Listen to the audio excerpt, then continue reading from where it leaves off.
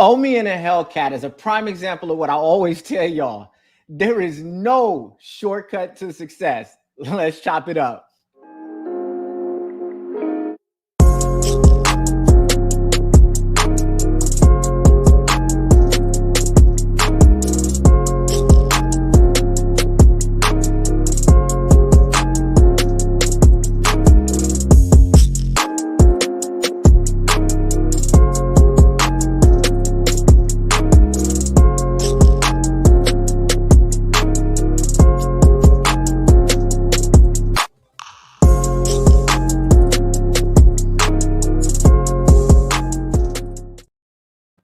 Hey, yo, what's good, everybody? Welcome to the hashtag Get Real Woke podcast. I'm your host, Frederick D. Scott.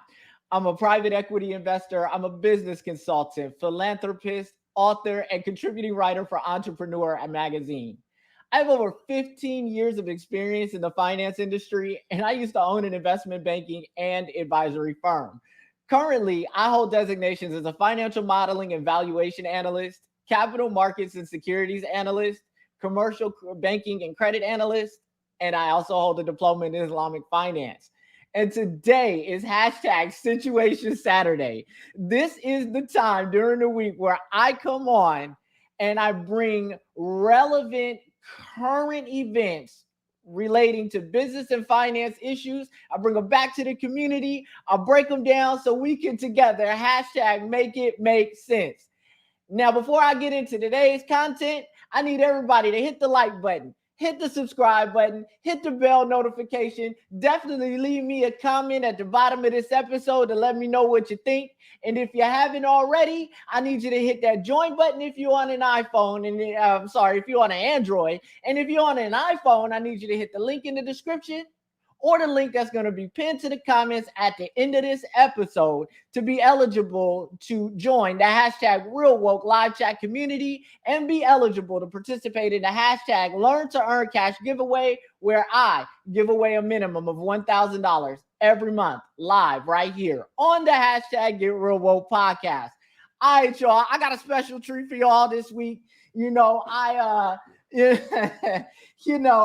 We're going to talk about Omi and a Hellcat today. That's what we're going to do. We're going to talk about this situation with Omi and a Hellcat. Now, this is going to be a long podcast episode because I'm going to unpack this thing the right way. And so that being the case, what I'm going to do is timestamp this at the end of this podcast episode so that way people that come and see this later can click to relevant areas that they're interested in watching. Now, with that in mind, listen. It's been a lot of press circulating about this situation. A lot of people that did podcast episodes on this situation, but I'm going to add my little 2 cents into it so we can go ahead and get this right. All right, now, so let's start with a little background. So for y'all who don't know this, probably about 4 days ago now, Omi and a Hellcat was arrested in connection with his streaming platform, Gears Reloaded, or I think it's had a number of different names, but one of them was Gears Reloaded. And the thing about that is, he ended up getting indicted. They arrested him. He made bail, which we definitely going to talk about. We definitely going to talk about that. But he made bail, and now we got a situation happening right now.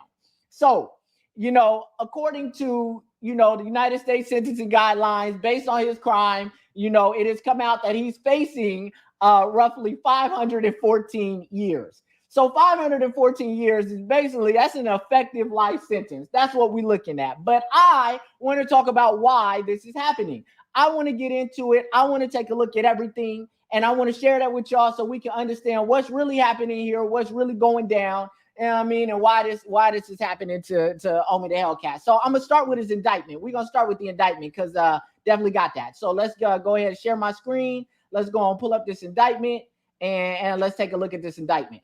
Now, so here we go. This is the indictment, and as you can see, let me make that a little bit bigger for you. Give me a second here. Let me make that a little bit bigger so we can talk about this indictment real good. It's a little bit too big. All right. Now, we're just going to go ahead and get here because that's where we need to be. Now, as you can see, there are a number of charges here on this indictment. And so I kind of wanted to define just a couple of them so you can get an understanding, because I've heard a lot of people throwing out a lot of different definitions and things. Some have been right, some have been wrong. So I just want to clarify this for the record so everybody understands what this is. So first of all, he's charged with conspiracy. What is conspiracy under federal law? Let's take a look at that, right?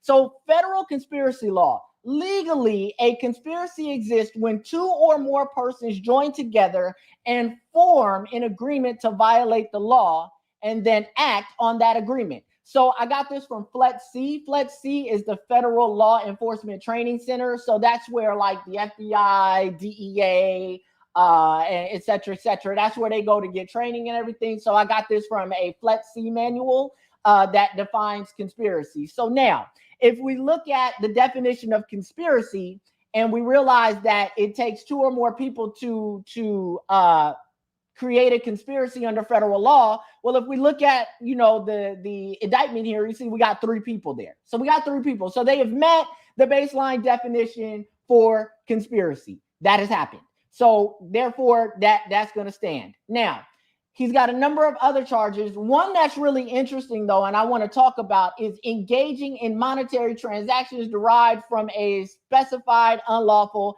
activity. And this is going to be very important as we continue this conversation. So let's define that, right? So engaging in monetary transactions and property derived from specific or specified unlawful activity.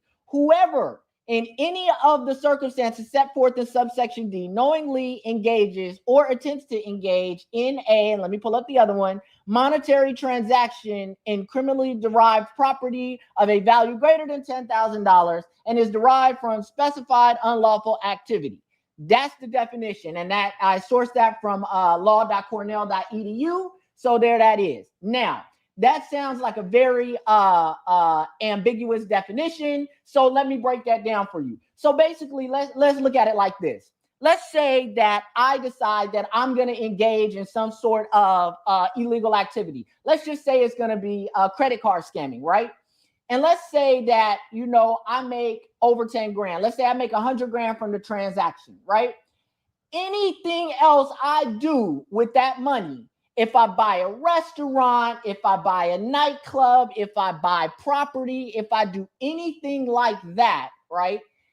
I have engaged in monetary transactions and property derived from specified unlawful activity, because the money that I made from doing something illegal. And then I take that money and I use that money to fund legitimate business or investment opportunities. It doesn't really matter because the initial money was derived from illegal activity. And so that's where you get that charge from. So because in Omi's situation, the Omi the Hellcat situation, because his streaming service was operating in an illegal manner, which we're going to talk about, and because, it said he made $30 million off of this, so anything he did with that money would trigger this charge. It would be considered illegal, and we're going to talk about more about that when we get into the forfeiture order that I'm going to talk about in a second. Now, a lot of people are, and I've heard, and I'll talk about him a little bit later, but Anthony Brian Logan, I heard him come out and say that, that Omi and the Hellcat didn't steal anything. I would challenge that 100%. And I'll tell you why, right? So let's go through the indictment. And I'm not going to go through the whole thing because I pinned it, right? So I pinned this to the description. So for anybody that wants to check out this indictment, it's a long one. Feel free to do that. But I'm going to just go ahead and show you how this went down, right? You got to understand that when the feds came for this one, when they came to arrest him, listen, they got him dead to rights. They have him dead to rights because they were able to demonstrate because they did the research, they got the proof, they got the evidence, they can show you what works. He actually was streaming through his streaming service illegally. So they've given a description of those. They can even go as far as to show the unauthorized access devices, when they were used, when they were stopped being used, et cetera, et cetera.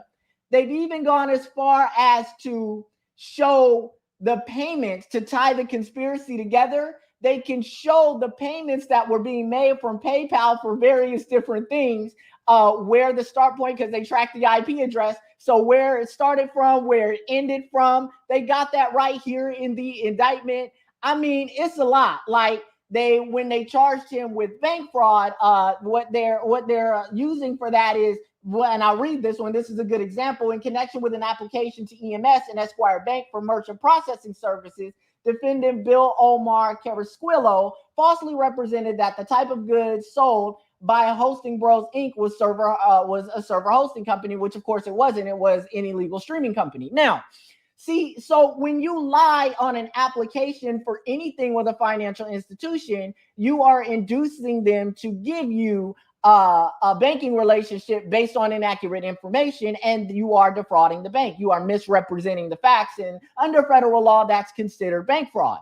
And so that's why when you go to open business bank accounts, personal bank accounts, whatever, make sure that when you filling out that application, you're being truthful. Because if you try to lie on the application, just like I explained in the PPP loan update, you know what I mean, that's bank fraud, and that's a federal situation. So, you know, I mean, and they really, really, really took the time to really, as you can see, break this down. I mean, they even got breakdowns of where the money went, what he bought with the money, all of that. And so that's very important, because now I want to talk about this forfeiture order.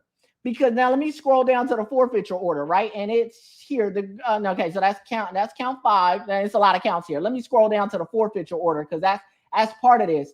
And the forfeiture order is crazy. Like when I looked at, oh, here it is right here. I'm already scrolling past forfeiture order. So notice the forfeiture number 1. So there's like 5 or so forfeiture orders in here, right? And I mean, they're not just going after Omi and a Hellcat. They going after his co-defendants as well, because that's what these people are called, right? They're called co-defendants. And so they're showing that, okay, $5 million, they're forfeiting that. $542,000, $294,000, et cetera, et cetera.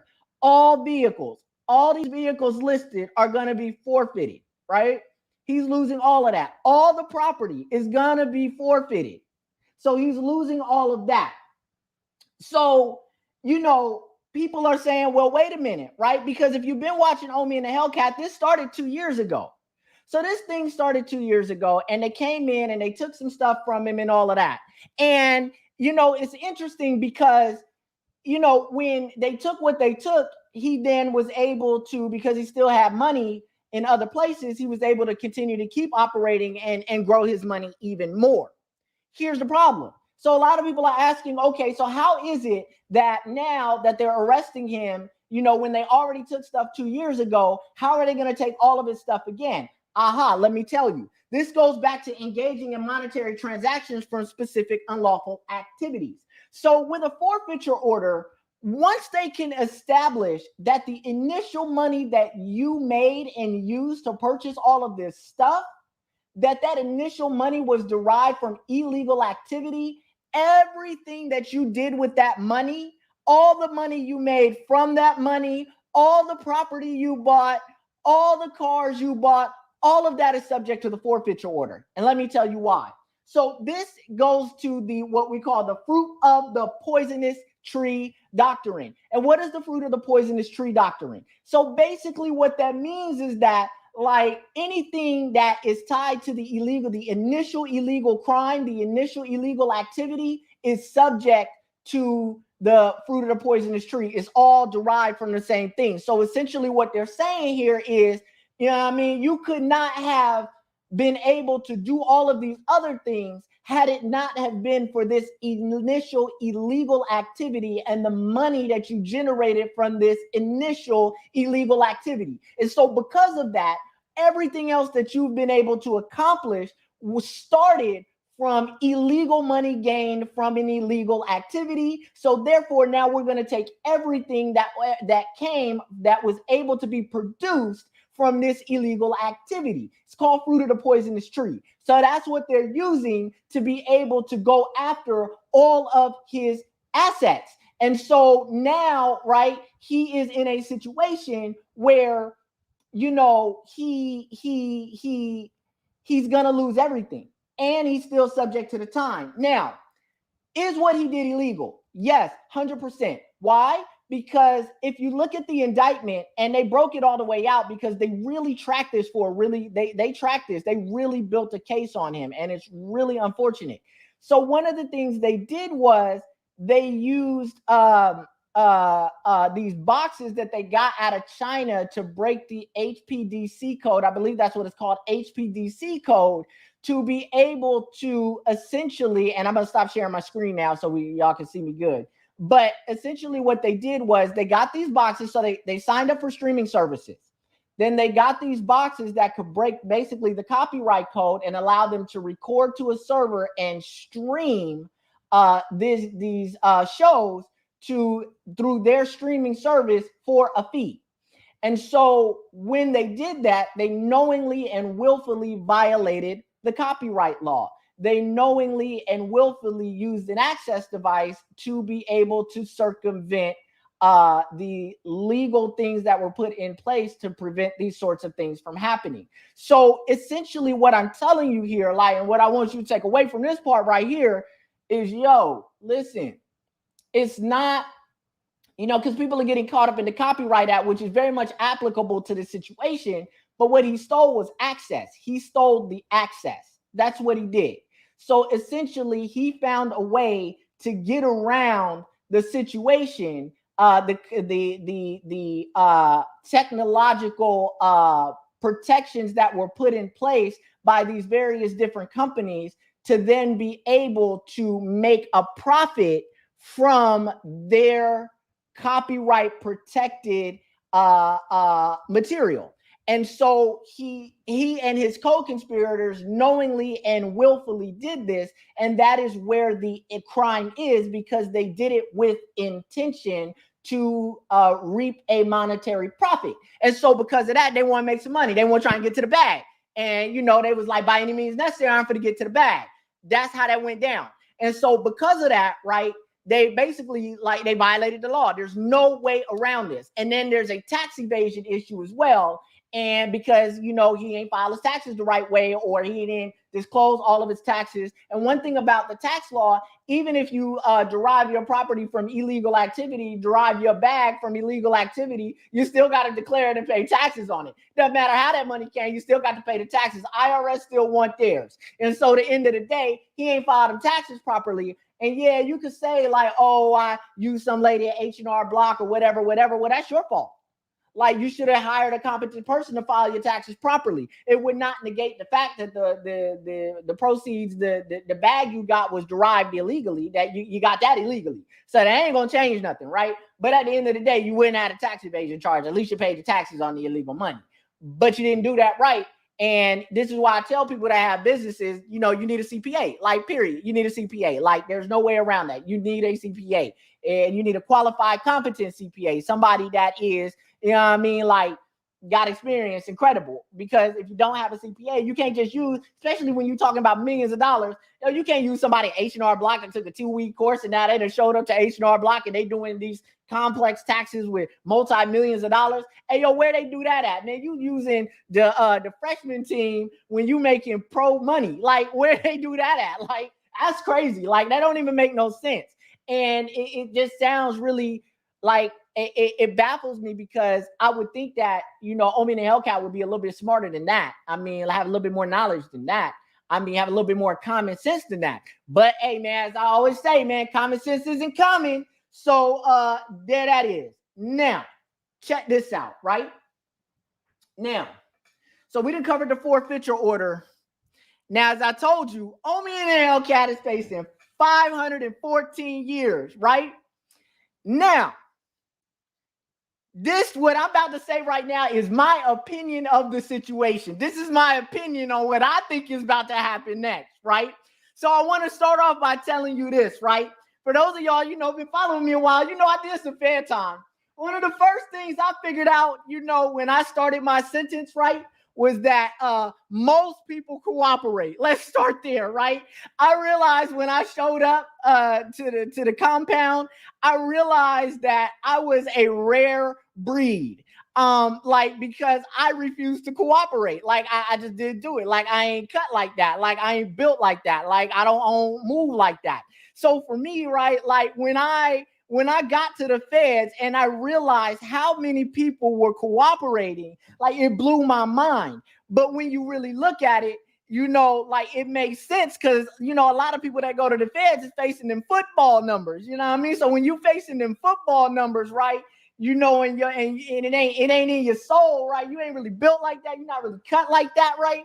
You know, it's real easy for you to break under the pressure and start telling on everybody else. So I want you to know that most people in the feds paperwork ain't right, especially at the camp level, because I was at a camp and I started at a camp and I finished at a low, right? So at the camp and low level, most people hot, right? Now it changes a little bit when you get to the mediums and the pins, and we're going to talk about that in a second. But so what do I think is going to happen? All right, let me tell you what happened in my situation. Boom.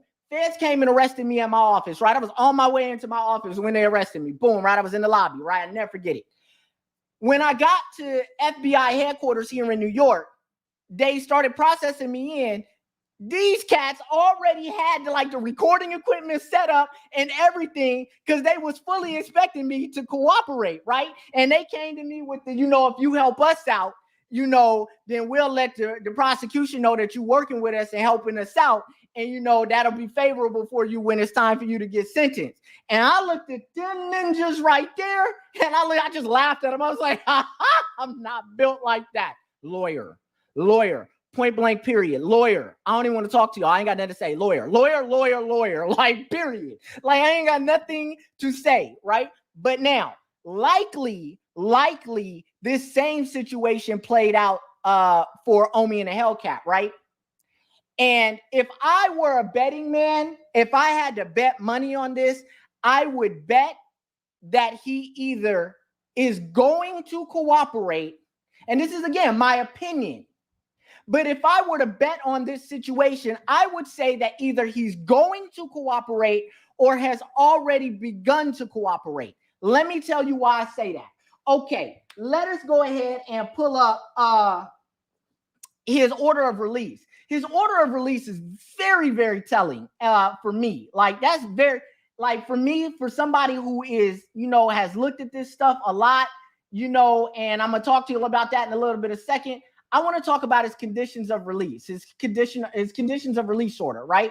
So I have his conditions of release order right here. First of all, one of the most telling things to me, defendant is released on bail in the amount of $50,000 and he got OR. For those of you who don't know what OR is, it stands for own recognizance. That means that you got released on your own. You were able to just walk out as long as you posted the bail. Here's the thing about bail. And a lot of people don't know this, right? So if you've never been in trouble, you never had to deal with these situations, then you really don't understand how the bail game works. So let me explain the bail game to you. Bail game works like this. So if you see that, you know, a release on bail in the amount of $50,000, so what happens is you're going to go to a bail bondsman. Your people going to go to a bail bondsman. The bail bondsman is only going to require 10% of that amount, and they're going to post the rest so you can get out.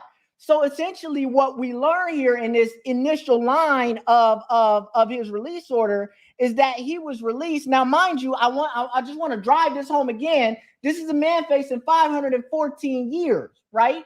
This is a man that they have seized cash, money in bank accounts, all of that. This is a man that, if you look at the indictment, right, had already paid money for foreign corporations and all of this kind of stuff, right? So this is a man that, you know, has a little bit of knowledge and reach and access because of his capital. And you mean to tell me for a grand total of $5,000, they let him out? Listen, let me tell you how, because I'm going to tell you how it went down for me, right? And, you know, the loss amount that they were claiming in my situation was like $1.3 million. It was far less than the $30 million that they're talking about here, right? My prosecutor fought tooth and nail to keep me from getting bail, and I didn't get it, right? I didn't get bail because if I would have cooperated, yeah, I would have got bail. But because I wouldn't cooperate, I didn't get bail. So here's the thing, right?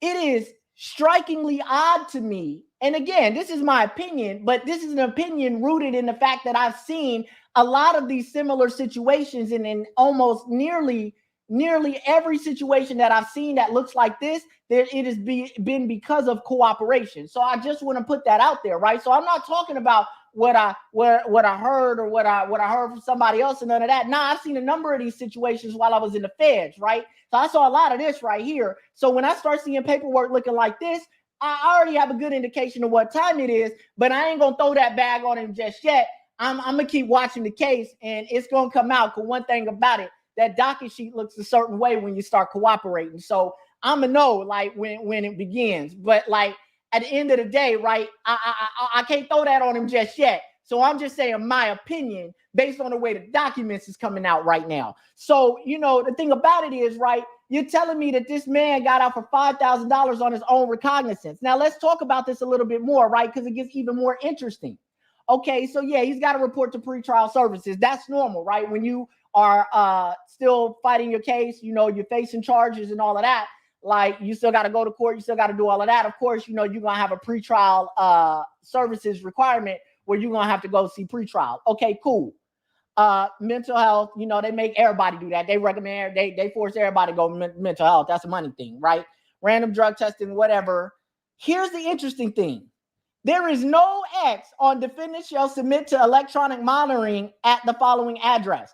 He doesn't even have an ankle bracelet on. So they are not monitoring him at all, right? So what they're basically saying is we're going to let you out, to freely roam around, on your own within the jurisdictions that we tell you can be in, right? We're not going to monitor you with an ankle monitor. Basically you can get out for five racks. And, just when we check in with us once a month or however they going to tell them to do that. But outside of that, we're not monitoring you. You free to move about. That is not normal in a situation like this. I'm sorry. It is not normal in a situation like this. It's not. It's not. Bail is usually a lot higher. They want an ankle monitor. They want all of that. They want to be able to make sure you can't go nowhere. Now, in all fairness, he is, on the federal no-fly list zone right now, on the federal no-fly list or whatever at this point. So if you try to get on an airplane or, anything like that that's going to leave the country, it's going to be a problem for him. But just like people enter the country illegally, people leave the country illegally too. So, it is strikingly odd that he has so much latitude, right, on this release order with so much time and so many charges. It is very, very telling, right? But, I ain't going to say 100% that he's cooperating. But if I were a betting man, that's where I would be putting my money. So I'm going to just leave that like that, right? So those things right there are very, very, very, very, very telling to me when it comes to, whether or not he is or isn't going to cooperate. And now here's the interesting thing about that, right? You got to understand that Omi and the Hellcat is the head of his indictment. What does it mean to be the head of an indictment? That means you like the kingpin. You the head cheese of the indictment, right? You got co-defendants, but you the head, right? So now Omi and the Hellcat ain't gonna be the only one cooperate. Everybody in this situation is gonna cooperate. I am pretty confident of that. In my opinion, I believe all three of these gentlemen are going to cooperate. They ain't gonna try to throw each other under the bus, all of that. And I just want to say this too, and this is another reason that leads me to believe that there is a high probability outside of his outside of what I showed you in the black and white, the paperwork, right? Outside of that, when he got arrested, his girlfriend or wife or whoever she is was recording this live on Instagram. And, I'm not sharing any of the videos or anything like that. I dropped them in the links in the description, but I'm not sharing any of the videos because I know folks going to feel a real way about this. And I ain't trying to deal with no copyright strikes or nothing like that. But in the video, when he was sitting in the back of the Malibu, right, I guess somebody had made a comment on live, like, no, not the Malibu. And his girl read it to him and he was like, he yelled out the window, Omi in a Hellcat in a Malibu. Imagine that, right? And then I guess the federal officer, the FBI agent said something to him probably like, stop talking or don't say nothing or quiet down or whatever. And he was like, man, I ain't even do nothing. Hey, bruh, I done seen a lot of them type cats right there in the feds. And when the paperwork come out, they always hot. That's all I'm going to say. They not built. They not built. That's just it. They not built. Like, they not built. And that said a lot right there. So, you know what I mean? He not built. Like, I'm sorry, he not built. That's just it. Like, so that's another indication to me that tells me that he finna crack under this pressure and get to singing like a church bird. Like, that's what I think. Like, he's gonna be a little songbird in there. Tweet, tweet, tweet, tweet, tweet, tweet. Anyway, let's keep it on moving. Now, because he's the head of his indictment, right? Obviously, the other two people, if they cooperate, which again, I believe they will, they're gonna be trying to throw him under the bus. Now, since Omi is the head of his indictment, who does he tell on? This is where it gets really interesting, right? Because what the feds like to do, and a lot of people don't understand this, what the feds like to do is what's called laddering. What is laddering? So they grab up one person, they put that serious time on them, they put that pressure on them, and of course, most people fold like, you know, them little lawn chairs, them cheap lawn chairs, they fold like lawn chairs, and they tell on other people. People that are the heads of their indictment usually tell on other crimes and other people that are committing illegal activity that they know about that has nothing to do with their indictment or the people on their indictment. That's what generally happens. You know, so when I look at this situation, I'm going to tell you like this, right? There's this book I read a long time ago called As a Man Thinketh. And in that book, James Allen said it like this. People don't attract what they want, they attract who they are. So peep this, right? If you are a person that's, you know, for lack of a better word, with the shits, right? And you willing to cross a few lines, break a few laws to get to the bag, you basically willing to get to the bag by any means necessary, then that's who you are. And so the type of people that you're naturally going to attract to you are the people that are of the similar mindset, the similar mentality, right? They want to, they're willing to get to the bag by any means necessary. And so, you know, with that in mind, you know, of course, y'all probably work together on certain things that you don't talk about, or you know about each other's little dirt and BS. So 9 times out of 10, what's going to happen is a lot of people that's been hanging out with Omi, talking to Omi, getting cool with Omi, you know what I mean, that he kick it with, right? You're going to see a lot of them people start getting indictments. What should I tell you? What should I tell you? Well, remember I said this now. Remember I said this. And so, like, I think about people, you know, certain individuals, and I ain't going to name no names here, right? I ain't going to do all of that. But I think about certain individuals that were like at his birthday party that I've always suspected were into some funny business anyway, right? You know, that was on YouTube or on Instagram, you know, posting, you know what I mean, lives from his birthday party and things of that nature. Hey, man, like a lot of them people you're going to probably see get indicted here, you know, over the next, you know, couple years and things of that nature, right? He going to start a lot of cases on a lot of people. Why should I tell you, right? That's my opinion, though. Now, I want to come back and say again, this is my opinion, right? This is what I think based on my experience, right? With having been in the feds, seen a lot of paperwork, looked at a lot of paperwork, had to assess a lot of paperwork, right? This is what my opinion is based on experience, right? So that's just that right there. Now, here's the bad thing about it. And this is where it gets real ugly for Omi and the Hellcat. Omi and the Hellcat is damned if he does, damned if he doesn't. What do I mean by that? If he doesn't cooperate, he's going to get an effective life sentence, period. Because, I mean, I'm gonna tell you why everything went wrong for him in the end. But let's just deal with this. Yo, listen, like, if he don't cooperate, he's going to get an effective life sentence. 514 years is an effective life sentence. Hell, 100 years is an effective life sentence at his age. So, I mean, you know, at this point, no matter how you cut it, that's an effective life sentence. But if he cooperates, right, my opinion on this situation is even with cooperation, unless he's got something that is so monumental that it affects the safety and security of national security in the United States, hey man, ain't gonna be no talks of immunity. It ain't gonna be that, right? He gonna get out of some of that time. What they gonna do is they gonna drop some of the charges, offer him a plea deal. He gonna take that plea deal. And in my opinion, I think that Omi gets anywhere from 20 to 30 years with cooperation. That's what I think. That's where I think this plays out with a plea deal and cooperation. I think he'll end up still getting like 20 or 30 years. Here's the bad thing about that. So in the feds, you have different custody levels based on the amount of time you have, your custody classification, and all of that, right? So here we go.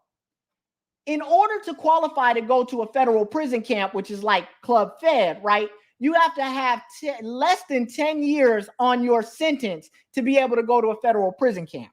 Now, you have to have less than 20 years to go to a low, and you have to have less than 30 years to go to a medium. Anything over that, you go into the pen. So if he gets anything above 30 years, he's going to a penitentiary. But it doesn't even matter, because even if he gets 20 years, he's still going to a medium.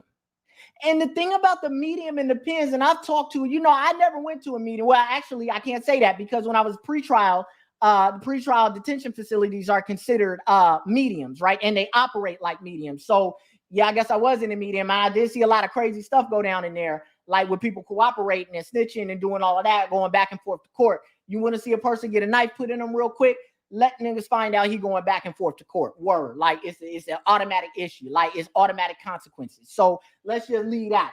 But so with the type of time that he's looking at, even with cooperation on a plea deal, right? We talking about like I believe 20 to 30 years. He gonna end up at a medium or a pen. Here's how it works at the mediums and the pens. And this is after you've been sentenced and you actually going to serve your time now. You going to a real prison, right? At the medium and the pens. And I've talked to a lot of people that have been at the mediums and the pens that, kept their nose clean, able to get to the lows, able to get to the camps, all of that, right? Yo, listen, you got 30 days to produce your paperwork. 30 days. It's called a paperwork party. And we used to do them at the camp too, but we did them for different reasons, right? We did paperwork parties because, at the camp, it's a lot of kind of, freedom and latitude, and it's a lot of things that you can do at the camp. But what you're able, the level of participation in things is dependent on your paperwork, right? So if your paperwork ain't right, there's certain things that you're just not going to be able to participate in. But if your paperwork is 100, then you pretty much got carte blanche access to everything, right? Unless you turn into a prison snitch, and then that's a whole different thing. You know what I mean? But, people do that. It's people that I done seen in the feds that they ain't telling their case, but they telling in prison. Where the hell they do that at? Like, you ain't telling your case, what you telling in prison for? Wait a minute, mind your business. But anyway, that's a whole nother conversation. Anyway, so check this out, right? So boom, paperwork party works like this. When you get there, you got 30 days to produce your paperwork. If you don't produce your paperwork in 30 days, they run you up top. What they mean by run you up top, you got to go to the hole. You got to go to 23-1. You got to go to lockdown. You got to check in, baby. You got to check in. You got to go up top, period. You got to check in. And if you don't check in, right, and if you don't check in, here's the thing. If you don't check in, they're gonna put that steel in you. That means that so what people do is they'll take off like a piece of the locker, and they'll get the bottom of they'll turn over like a buffer, and they'll take the buffer pad off. And if you take the buffer pad off, it's like the little spinny part, right? You can sharpen steel with that. Like, I done seen it done, so I know what's up, right? They coming to put that steel in you. Like, they're gonna try to kill you in there. You can't be at the medium in the pen and be a rat. So even if he cooperates, he gonna spend his prison time on 23-1 lockdown. He gonna be up top. He ain't gonna be able to go to no compound, because even at the pen level in some of the mediums, they got what they call snitch compounds, where everybody over there is over there because they cooperate and they can't go to a normal medium or pen because their paperwork ain't right and they ain't gonna make it. Even on a snitch compound, like, you still got rules and regulations and things like that. It's still certain things that they ain't going for even there. It's still prison politics even there. So he ain't really safe no matter where he go, right? So that's the thing about it. So like Omi in the Hellcat is damned if he do, damned if he don't. Either you gonna get the effective life or you gonna be on 23-1 in the feds. Like, that's just really what that's gonna be. You hit. But one thing about it, you ain't getting out of this time. You're going to prison. Like, you are going to prison. One thing is I know, and two things for sure from experience. Whether you right, wrong, or indifferent, if the feds want you to do time, you doing time. You got to understand who you dealing with here, right? This the United States government. This the same people that send folks over to go to other countries and do things. You know what I mean?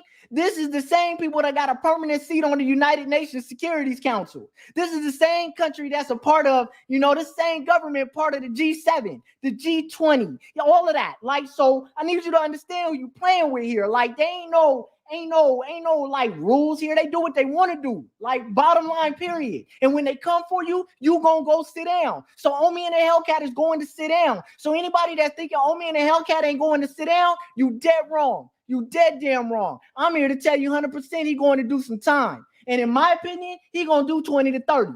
Because in my opinion, he going to cooperate. Period.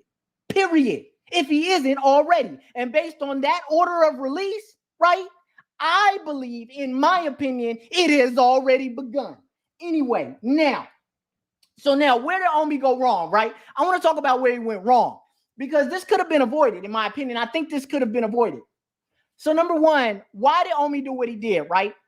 He wanted to get to the bag. And see, when you start a streaming service and you want to like get into streaming and doing all of that stuff, it's a lot of contracts, negotiation things you got to do to be able to stream somebody else's stuff on your platform. And the problem with that is a lot of the larger companies like Netflix, like YouTube, like Hulu, Amazon Prime, a lot of them have like exclusive agreements with the movie production houses. So that movie productions houses certain parts of their content, certain content can only be streamed exclusively on that streaming service. So a lot of the stuff he was streaming, he would not have been able to stream because he would not have been able to get contracts for it, number one, right? But number two, these production houses don't just deal with everybody. So it would have been difficult for him to be able to even, get in to have these conversations anyway, because he don't know nobody. Number three, right? Let's deal with the other fact of the situation, which is, at that time, I would imagine that he didn't have the money to even, build the type of relationships, get the type of law firms necessary to be able to, make the contacts to be able to have those kind of sit downs, to have that negotiation for a streaming service. So there you go, right? So it's a lot of reasons why he did it this way, right? He was trying to get to that bag and he knew he couldn't get to it any other way. But if he did it this way, starting a streaming service, right? So that's how he did it, right? Now, so the other thing about that is, right, by doing it this way, he was able to undercut the market. What do I mean by that? He was charging less for his streaming service than everybody else was, and that's why he was able to get to the bag so quickly. I mean, hell, if you still in the access and streaming it, it ain't costing you nothing but the cost of the boxes. So and the cost of the monthly service fee for, whatever streaming services you pulling this content from, right? So it was really cheap to get in. So at that point in time, I think I heard he was charging like $10, $15 a month or something like that to each person. People are happily pay that because they get access to all these shows that they wouldn't have got access to any other way, for this price. So they jumped on that, right? If he had never been able to negotiate the contracts, to be able to do this legally in the right way, the cost of doing it legally in the right way would have forced him to have to increase his price point, which would have made him, which he would have been charging around about the same that like what Netflix and Hulu and all the rest of them charge. So because of that, and his profit margins would have been a lot thinner. So it wouldn't have been as profitable for him to do it the right way. So this is why he did it that way, right? Now, where did Omi and the Hellcat go wrong? I'm going to keep it all 100 with you, tell you where it went wrong, right? Omi and the Hellcat got a big mouth. He got a big mouth. That's it. Like, I imagine, and I used to be this way, so I understand it, right? So I'm going to just put out that I used to be this way, right? He suffers from what I call attention-seeking behavior, right? And what do we mean by attention-seeking behavior? People that have attention-seeking behavior are the types of people that like, they want everybody to see what they got, see how successful they are. They want to flash. They looking for validation, right? They looking for self-worth in other people's opinions, right? And I used to be like this because I was very insecure as a child, right? I was kind of nerdy. You know what I mean? All of that. I ain't really started getting girls till high school. You know what I mean? And even then, I wasn't getting the baddie of the baddie of the baddie. You know what I mean? So, it was a lot of things, people used to, I clown, but they used to clown me too. You know what I mean? So it creates insecurity issues. I would imagine that Omi and the Hellcat was one of those type of people. He was probably big his whole life. So people probably picked on him because he was big. He really ain't built like that. Like you could see that when he was in the back with the feds. When I got arrested, I was talking hot to them niggas, like dead ass. I was talking hot. Like I was talking hot as fish grease to him. Like I ain't no caregiving, period. Like I was talking hot. He wasn't doing that, right? He was more like, he was more like crying, like, he didn't really do nothing. So, he was kind of always a softie, right? So people kind of probably picked on him and took advantage of him, right? So, when he got the little streaming service jumping, right? When he got that cracking or whatever, and he started getting to the bag, now he want to show everybody, look at me now, I was this, now look at me, now. And now he getting it, because he got the bag, it's like, I believe it was either Cardi B or Nicki Minaj that said it's something like the money that make a ninja handsome, right? So, because he got the bag, he able to get the baddies now, right? So he was feeling himself, and, he want to show off, his cars, his house, his lifestyle. Look at me, look at me, look at me. See, the problem with doing stuff like that, right? This is why, and Meek Mill said it best.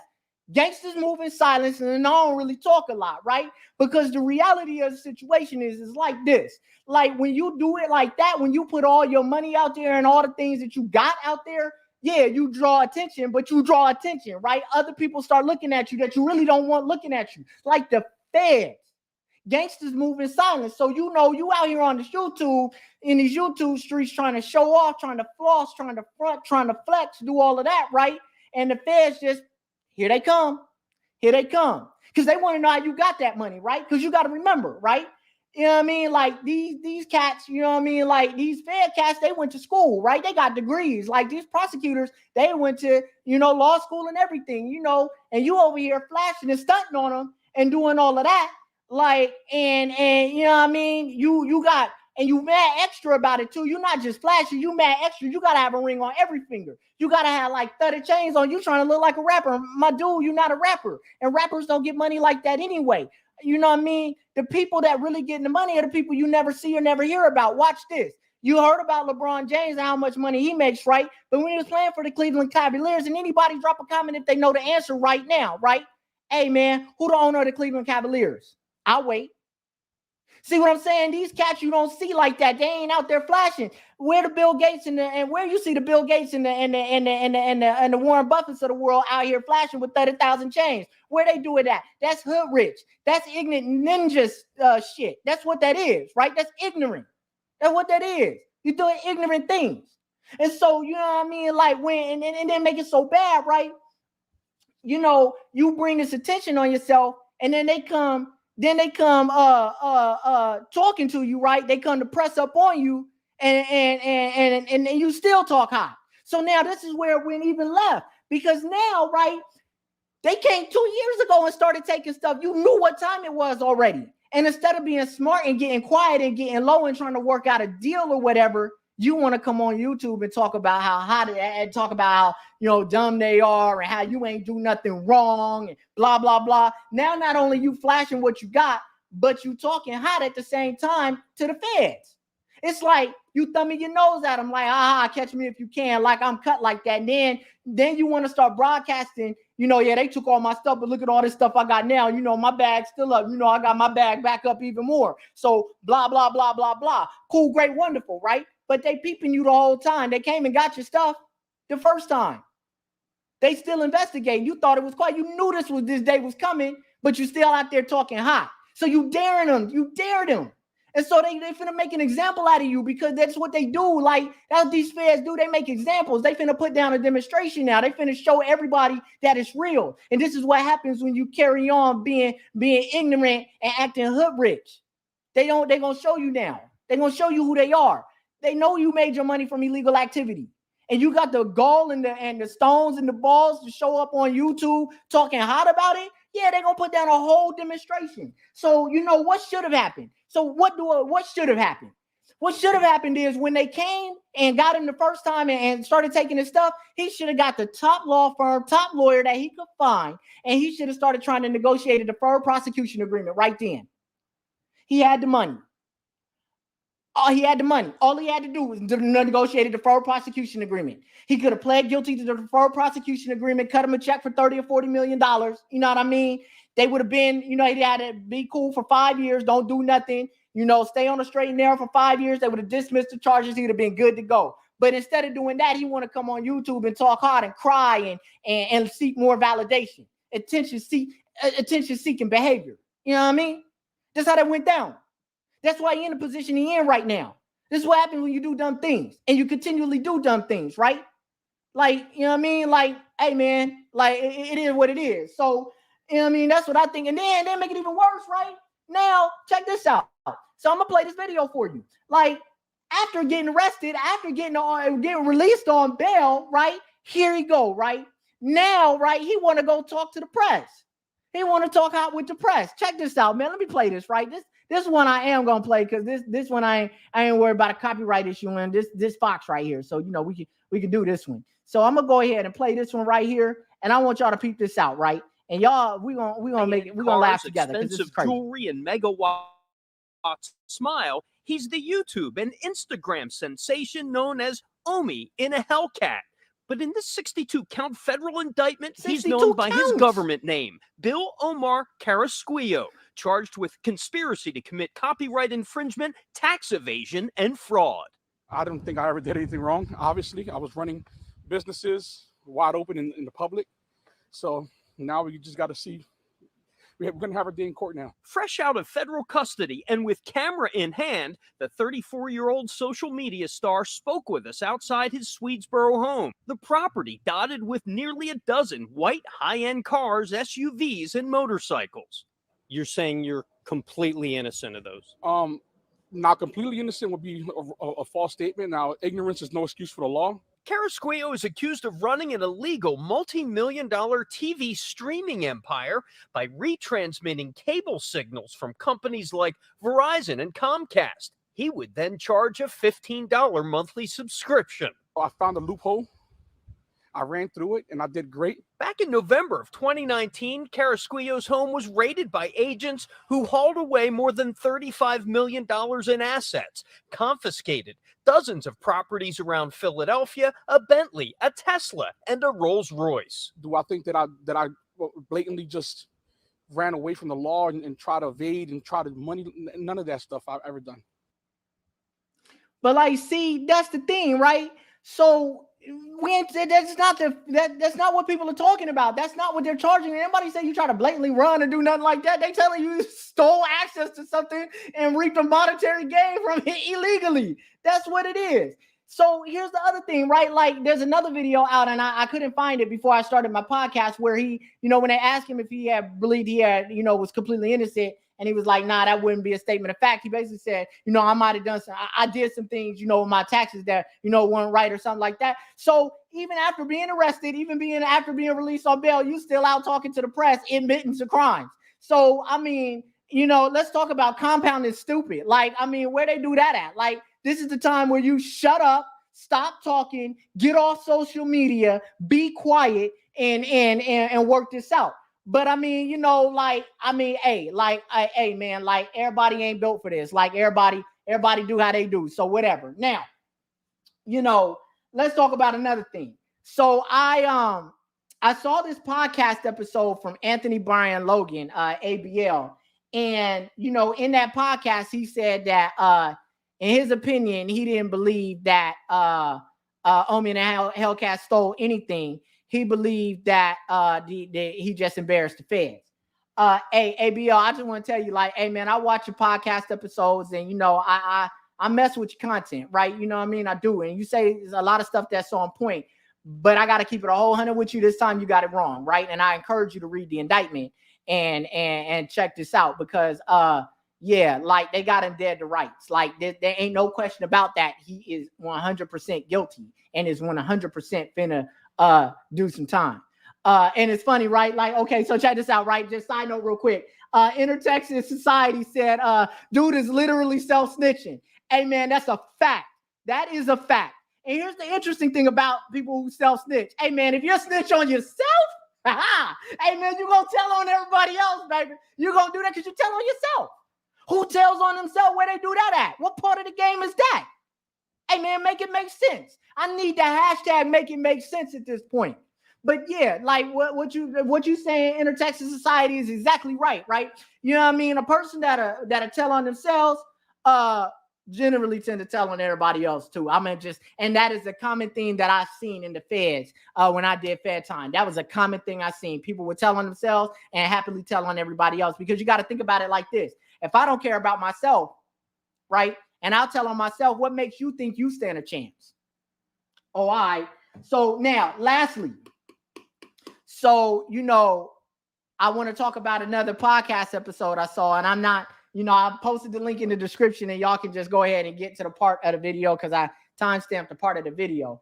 But Tasha K talked about this last night, and I watched it because I kind of figured that last night she would probably talk about Omi and a Hellcat, and she did, right? And one of the things she said was that she agreed that she wished, like she thought it was very clever, and she wished he had have gone the extra step, you know, to do it the right way, basically, right? But she basically felt that, you know, that he shouldn't be getting in trouble because a lot of other people do this and blah, blah, blah, blah, blah, blah, blah. She went on to say, and this is the part I want to touch on real quick, right? She went on to say, number one, that what he was doing isn't any different than Sling, YouTube TV, and all of that. So, you know, I just want to say to all those out there, right, that watch her and that, you know what I mean, like, you know, listen to her and things of that nature that are going to see this podcast episode. I want you to know that she's 100% wrong on that point, because they are not the same things. Sling, Hulu, all of these streaming services, YouTube TV, have actually done it the right way and negotiated the right agreements to be able to make this legal, right? And so, you know what I mean? Like, he did not do that. And that is what the market difference is, right? That changes the entire game. So that makes them completely different.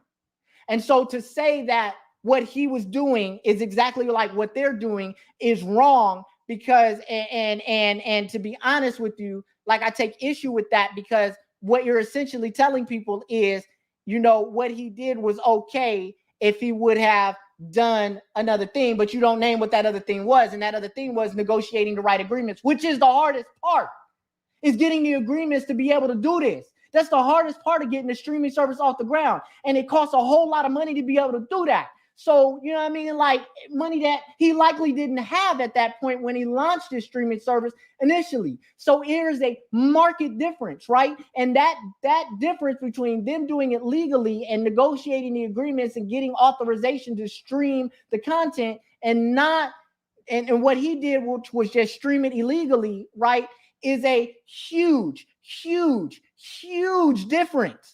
And I need that to be very clear to all the listeners that are going to end up seeing this podcast. Okay, now, another thing that she said was that, you know, and this is, again, you know, I guess she was trying to, you know, stand in solidarity with him or whatever. And she was like, you know, I probably got 3 or 4 families or 2 or 3 families that, you know, I can't remember if it was 2 or 3 families or 3 or 4 families that, you know what I mean, share my my account that I share my accounts with right now, or something to that effect, right? Y'all can go listen to it for yourself. I pinned it in the comments. You know, this is, again, this seeking validation, this, you know, solidarity, you know, likely she, you know, aligned herself with him to probably, you know, potentially pull some of his following, grow her following base.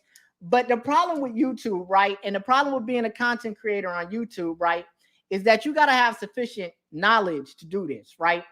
You know, and yes, I will admit that, you know, she's built a dynamic, large, you know, YouTube following, and that's great. But at what cost are you willing to grow and maintain that following? Because when she said that, and this is why knowledge is so important, and I would recommend to all content creators, but specifically in this situation, Tasha K, you know, I know that you got cards that you read from, so you're actually outlining your content for your podcast episodes. I would recommend that you run that content past your legal before you go on and say certain things, because certain things you say put you in a situation. And let me explain that to you. So when you said that, you know, 2 or 3 families share your streaming services, when you said that 2 or 3 or 3 or 4, whatever it was, families share your streaming account, you admitted to violating, because there's a federal law on this, you admitted to violating publicly, you admitted to violating the Computer Fraud and Abuse Act, right? There is a federal law out there on the books that specifically says that it is a federal crime to share your password with other people. In fact, the Ninth Circuit, the federal Ninth Circuit, in 2016 issued a ruling that affirm the fact that sharing your password in certain instances is a violation of the Computer Fraud and Abuse Act. So you see where not knowing the law is a problem. And how would this be an issue? So when you share your streaming account, let's say a person has a Amazon Prime account, and they have Amazon Video, or they have a Netflix account or a Hulu account, and they're sharing that account with a number of other people to be able to log into it and have access to it. Well, that violates the terms of use for these companies. And now when you take it deeper, because those people are accessing the account through your user ID and password, those people are not paying that company. And so therefore that company is losing revenue because of your violation of their terms of use. And so when that happens, right, because you shared your password to be able to give them the ability to do that, you violate the Computer Fraud and Abuse Act. And you can be subject to federal criminal penalties for that, not civil, criminal. This is a federal crime. And I need you to understand that, because you know what I mean? When you say that kind of stuff publicly, you putting yourself in a situation that you really, honestly, Tasha K, if I'm going to keep it real with you, you really don't have the position to put yourself in right now, because there are certain things that you've broken recently on a certain situation, right? Based on information that you got from a certain federal government employee, right, that are probably going to give a certain individual a get out of jail free card. And what you really don't understand about that, right, is while you may not be directly in trouble for that, you got to understand that the people that prosecute these cases, people that that investigate these cases, are human at the end of the day. And a case such as that one was a very high profile case with a very high profile person. And so these kind of cases are career making for prosecutors and FBI agents and things like that. So if that case goes left, right, which, there's a possibility for that to happen at this point based on what's come to light, based on that situation right there. You know what I mean? Like, it's going to be some upset people about that. And they going to want to pound the flesh for that.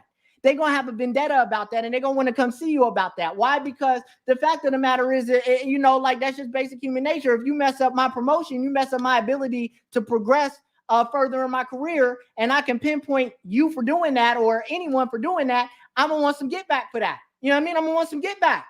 And so when you are already in a situation where they are watching you, it's probably not a good idea to admit to a federal crime, which is why it's very important that when you do this kind of stuff, and this goes for all content creators, that you run your content by a legal advisor to make sure that you're not violating the law. So, you know what I mean? Like, I'm just letting you know that, you know what I mean? That's not very smart. So you got to be more careful. You got to be more careful. I mean, that's all I'm saying. So, but I do watch your content from time to time, I like your content, overall and all of that. So I just want to put that out there. So that's where that's at. So just, be more careful, be more smart, be vigilant, because not caring, not knowing the law, none of that is an excuse. And when it comes to a federal criminal prosecution procedure and trial and all of that, none of those are defensible excuses. I don't care. I didn't know. None of that really matters. So, you know what I mean? You got to remember that, most prosecutors, most judges, most FBI investigators, all of these people are not, they don't look like us, right? And in a country where, we've endured 400 plus years of, harsh treatment, be it slavery, be it Jim Crow, be it mass incarceration, you just don't want to lay it in their lap. You know what I mean? You don't want to hand it to them. You know what I mean? Like, make them do their job at least. Like, don't give it to them. Like, you know what I mean? Like that. So be careful. That's all I wanted to say. Anyway, y'all, hey, listen, that's all I got for y'all today. Hey, man, listen, I hope y'all enjoyed this content. If you like this content right here, I'm going to need you to hit the like button, hit the subscribe button, hit the bell notification. Definitely leave me a comment at the bottom of this episode. Let me know what you think. And if you haven't already and you're on an Android phone, I definitely need you to hit that join button. And if you're on an iPhone, I need you to hit the link in the description or the link that's going to be pinned to the comments at the bottom of this episode so you can join the hashtag Real Woke Live Chat community, which will make you eligible to participate in the hashtag Learn to Earn Cash giveaway, where I give away a minimum of $1,000 every month live right here on the hashtag Get Real Woke Podcast. Lastly, y'all know I got them hashtag for the free resources. I'm definitely going to drop those in the cards for y'all so y'all can check those out. But aside from that, yo, listen, I appreciated y'all spending some time with me, you know what I mean? And until the next hashtag situation Saturday, I'm out.